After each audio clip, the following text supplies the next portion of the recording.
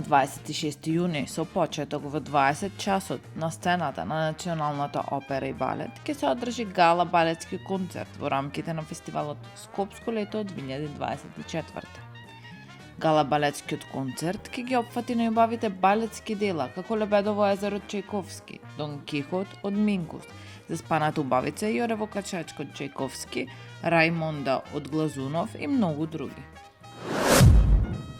Пијачки од дома да си носите беше пораката на организаторите на неколкуте концерти што се броја на прсти, а беа изведени во оскудни услови во Младинскиот културен центар за време на изборите.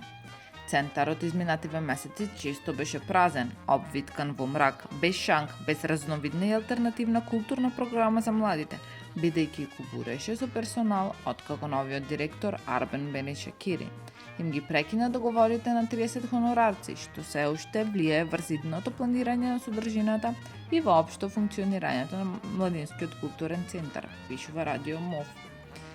Изборите поминаа, а на хонорарците не им се продолжени договорите и не се вратени на работа. Планетариумот се уште не работат и бифето, детскиот креативен центар, џебното кино, апотека за плучи и сувенири, а сите тие продуцираа некаква содржина. СКРМ предложи решение за хонорарците, за кои Шакири рече дека не им го продолжува договорот поради препораките на Државната комисија за спречување на корупција и изборниот законник, дека согласно законот за сметководство за буџети и буџетски корисници, установата има право да врши исплата од сопствени приходи и во изборен циклус.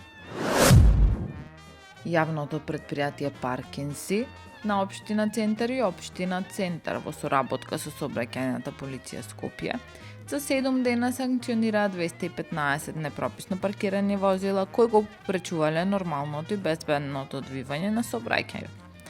Во периодот од 27.5. до 2.6.2024 година, со помош на специјалните возила Пајак, одстранети се 111 непрописно паркирани возила, а со поставување на механичкото средство блокатор санкционирани се 104 возила кои биле затекнати на резидентни паркиралишта, а не биле корисници резидентни на сектор во кој што биле паркирани.